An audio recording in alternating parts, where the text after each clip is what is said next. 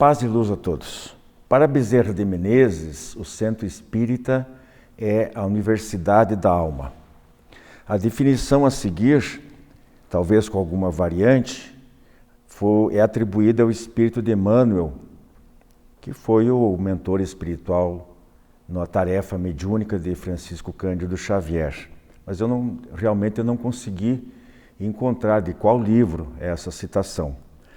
A citação que a gente localizou é do livro Dimensões Espirituais do Centro Espírita, da autora espírita já desencarnada Sueli Caldas Schubert, que define o Centro Espírita como templo, lar, hospital, oficina e escola. Então hoje no nosso tema livre nós vamos falar, digamos, dessas 5 dimensões do Centro Espírita. Nós temos ainda reflexões de A a Z, onde vamos dissecar os significados para o Espiritismo das palavras grão e graça. A partir de agora, especialmente para você, minha amiga, você, meu amigo, Diálogo Espírita sob a responsabilidade da Associação de Divulgadores do Espiritismo do Paraná.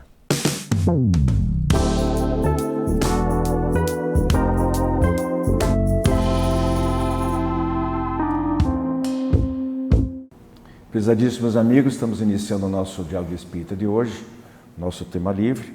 Vou repetir aqui os conceitos atribuídos ao Centro Espírita, as funções que o Centro Espírita normalmente desempenha, assume, né? Isso do ponto de vista espiritual, nós estamos falando.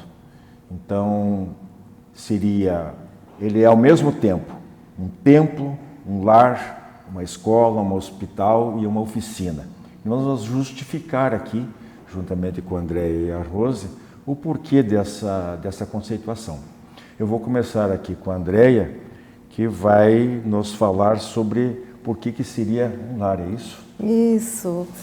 Bem, o nome já indica, quando nós falamos a casa espírita, a nossa casa espírita, em geral a gente não chama de templo ou igreja ou outra denominação, nós chamamos a nossa casa espírita, porque lá nós fazemos vínculos afetivos com a nossa família espiritual, com pessoas queridas e também com desafetos. Por que não?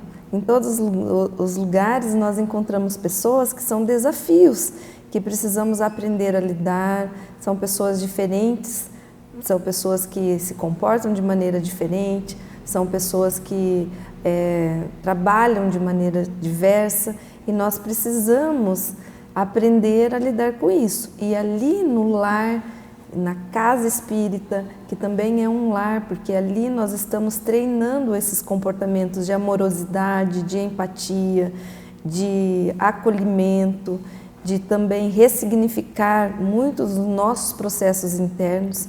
Por isso nós chamamos a casa espírita de lar. Tem algumas funções, como o seu Wilson falou, o acolhimento fraterno.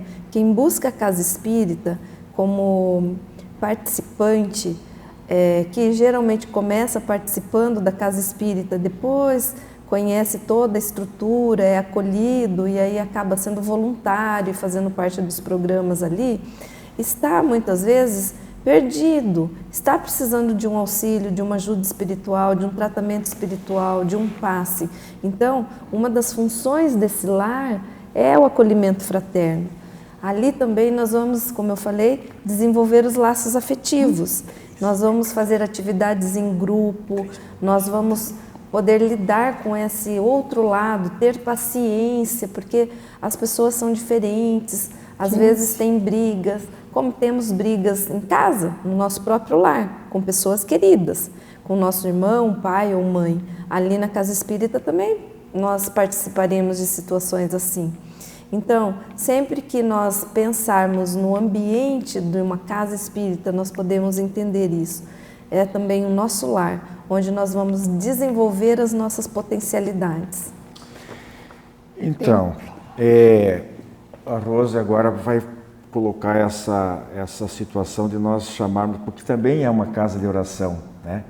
Então, pode assumir como sinônimo o significado de templo também, né?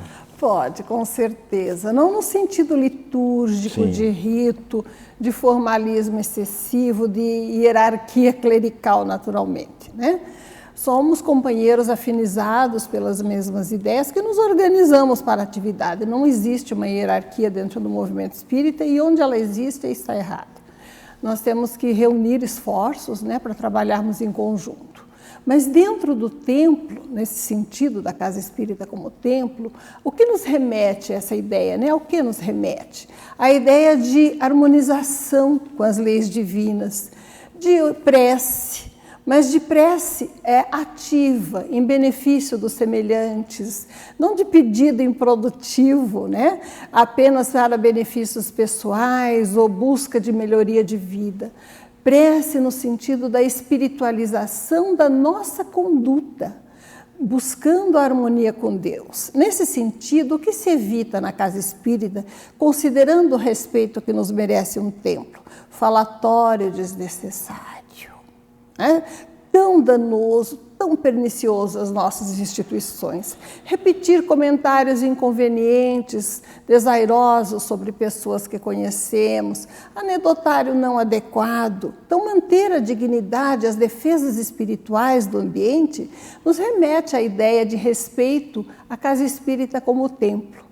A busca da harmonização do ambiente, com uma música de fundo adequada, com a alegria da convivência, com a conversação sadia. Não se pense que silêncio é uma prece, porque não é. Muita gente está em silêncio pensando bobagem, né? A prece é a atitude interior de adequarmos a nossa conduta, os nossos pensamentos, os nossos atos, aquilo que já aceitamos teoricamente como melhores para a humanidade. Então, templo no sentido da busca da oração, do sentido espiritualizante das questões discutidas. Quantas vezes a gente vê palestra mencionando política partidária, né? Ou conhecimento estéril a respeito de classificações diversas, que não tem muito a ver com o nosso estudo doutrinário.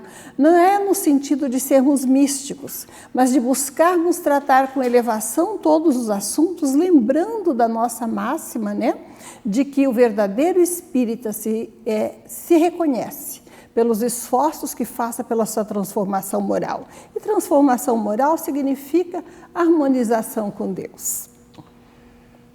Andréia, o próximo item é o entendimento de que o Centro Espírita é um hospital. Não sei se não seria melhor substituir por pronto-socorro. O que você acha?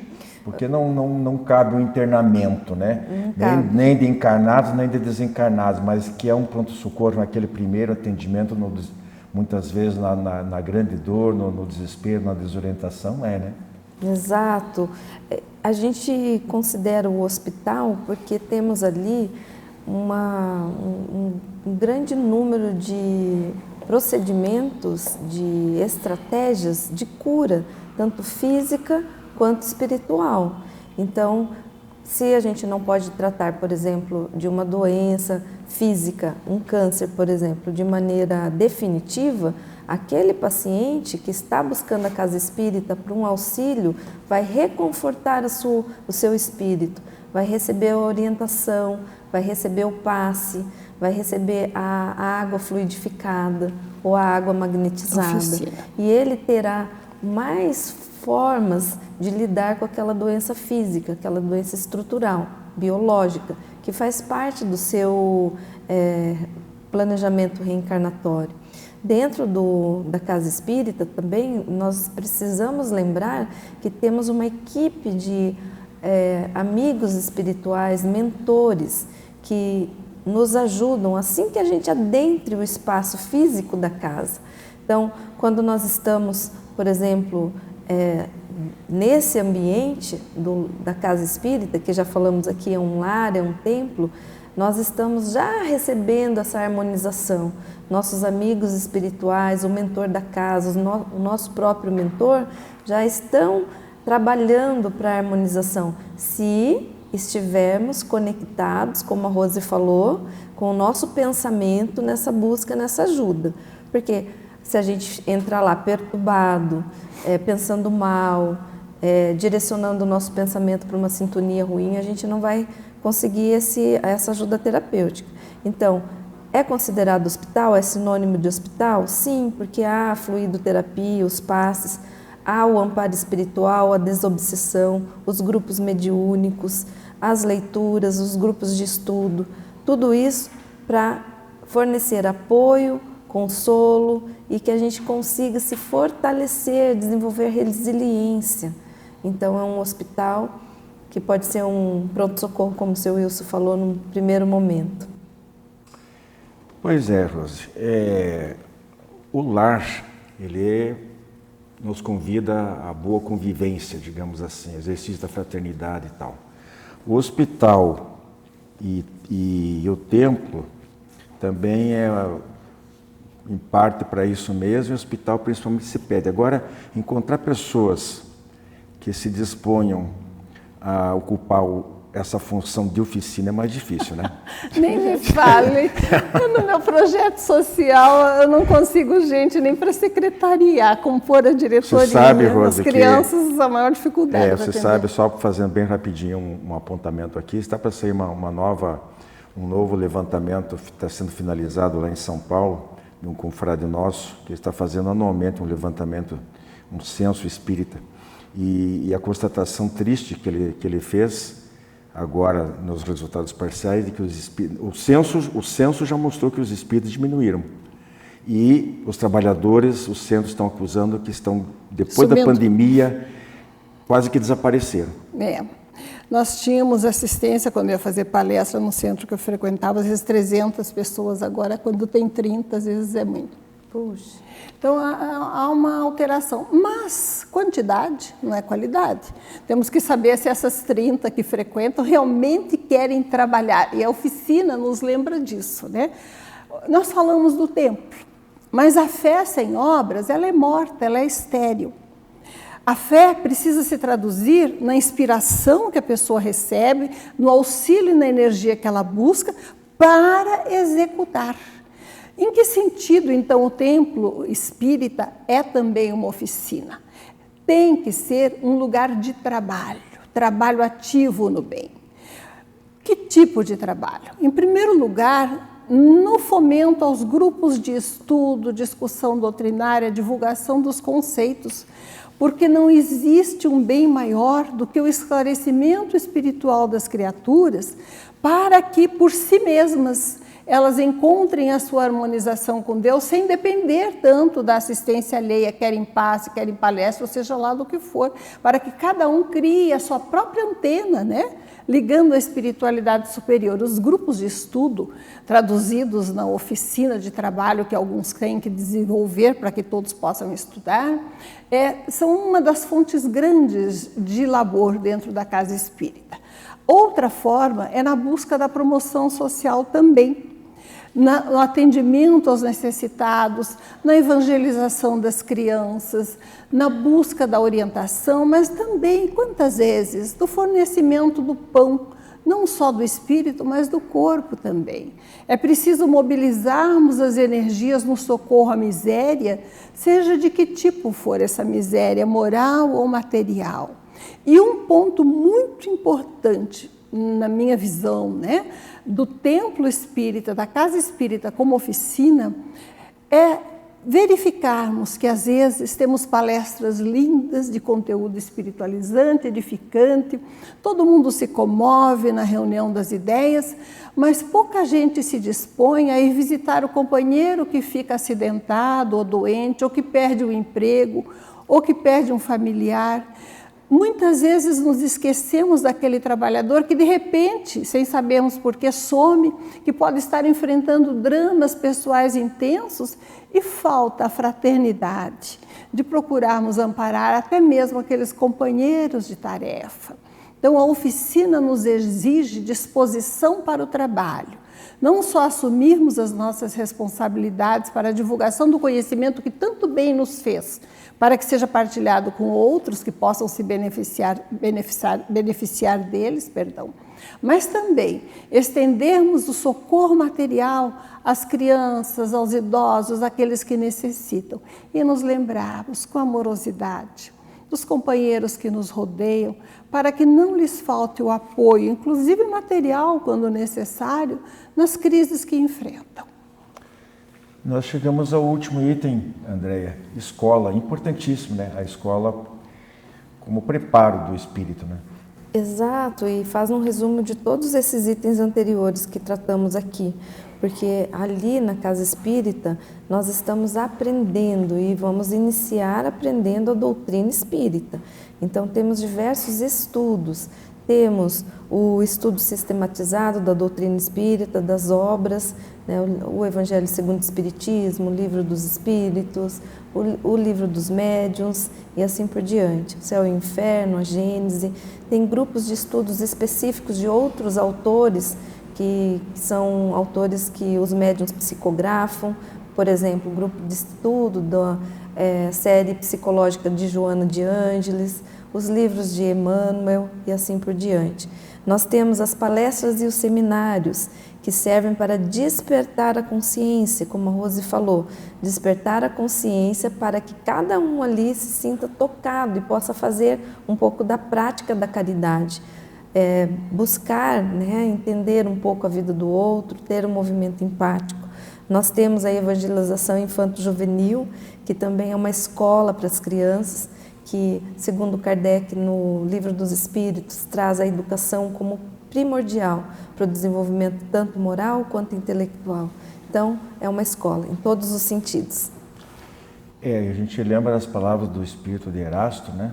Quando ele fala que amai-vos, eis o primeiro ensinamento, e instruí-vos, eis o segundo.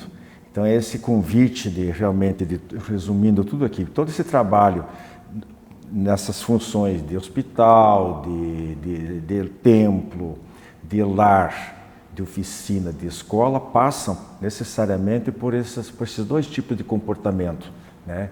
De nos amarmos, de sermos fraternos uns com os outros. É difícil, muitas vezes há os atritos pessoais, porque somos seres inferiores ainda, e o instruí-vos, que é justamente para provocar o despertamento da alma, do espírito, para a necessidade de renovação, de melhoria em todos os sentidos.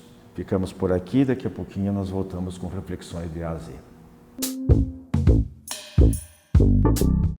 A Associação de Divulgadores do Espiritismo do Paraná precisa de você para manter no ar este programa.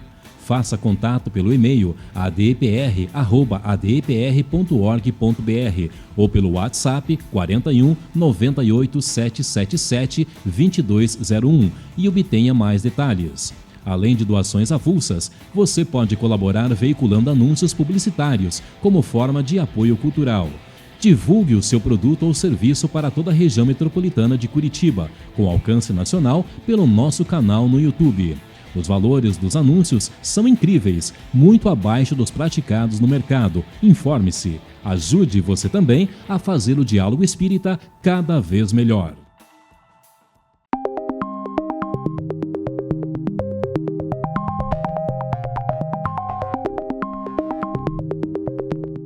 Nosso quadro Reflexões de A a Z de hoje, está comigo aqui a Mariana Valim.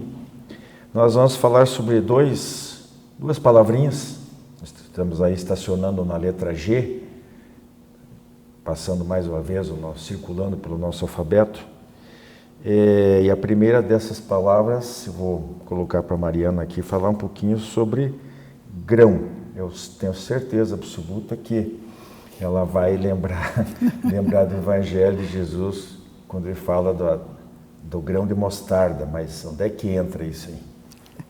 Sim, o grão de mostarda, ele tem a utilidade, né, muito usado tanto na culinária também como no aspecto religioso, né?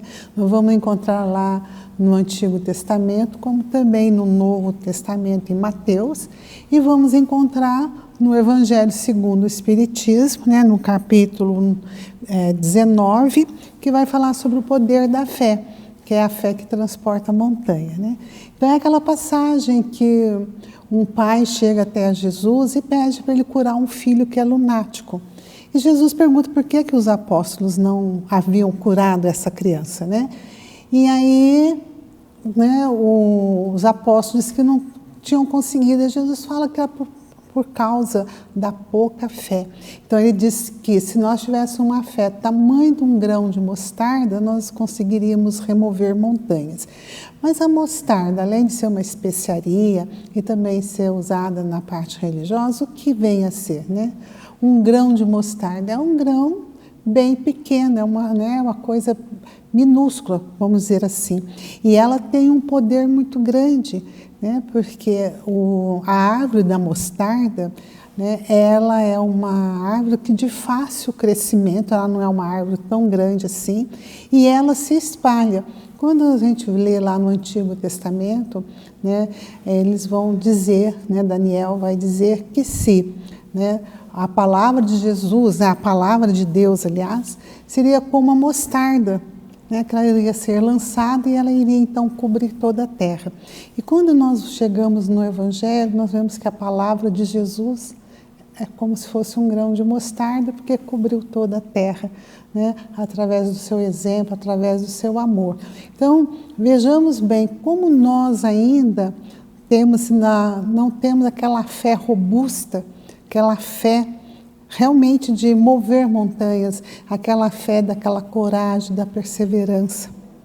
Quando nós tivermos alcançado, por pequenina que for, a nossa fé, o nosso conhecimento e a nossa confiança em Deus, em Jesus, as coisas tornarão-se mais fáceis. Não que não teremos dificuldades, teremos, mas só que nós teremos aquela fé e seremos fortalecidos para seguirmos adiante.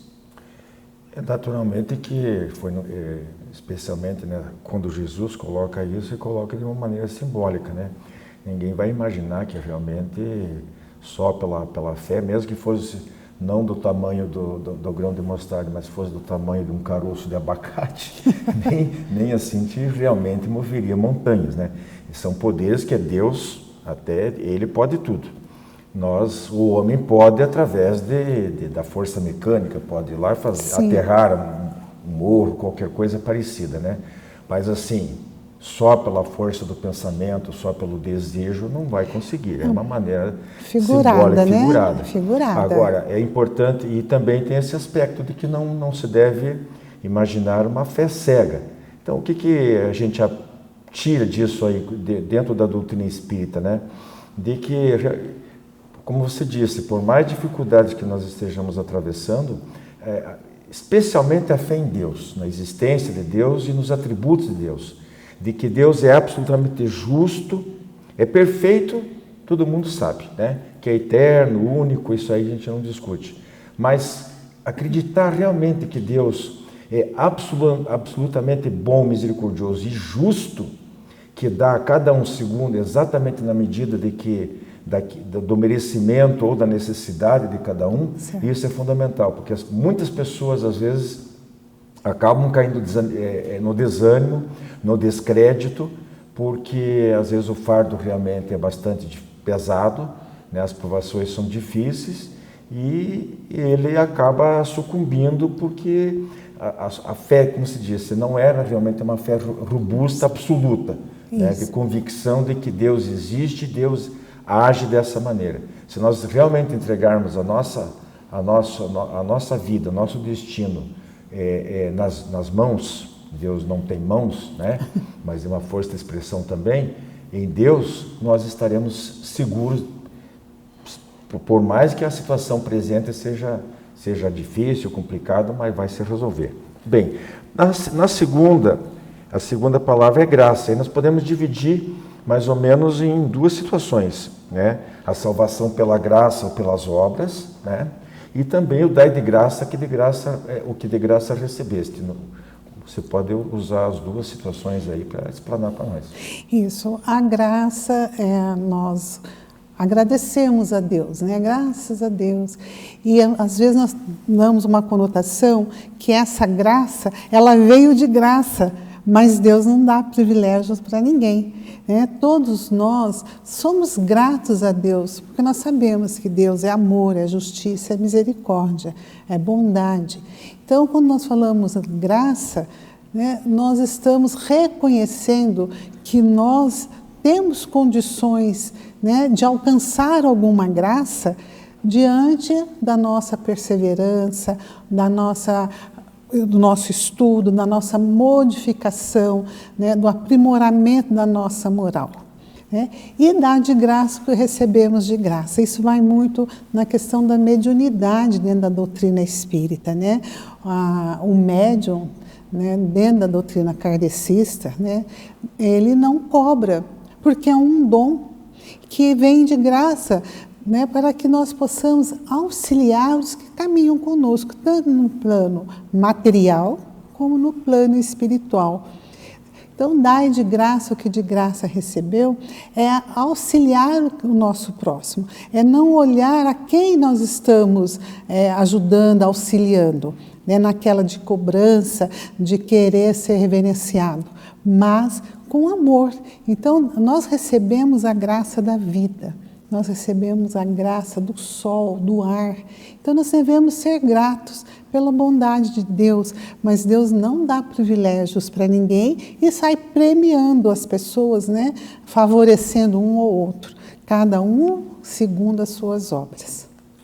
A mediunidade, ela tem pessoas, né, às vezes um pouco desinformadas ou que acabam deturpando um pouquinho esse entendimento. Eles acham, mas o médium ele também trabalha, porque ele também se sacrifica, ele tem que ter uma preparação, ele muitas vezes para exercer o seu mediunato, ele gasta o seu tempo, né?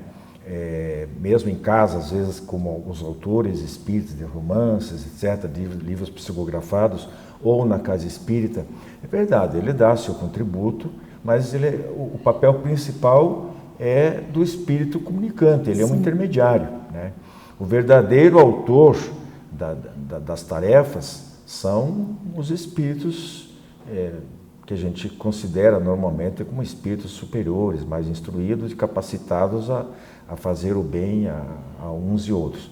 Então, essa capacidade de renúncia, de entrega, de tempo, de trabalho do médium, ela não pode ser cobrada, né?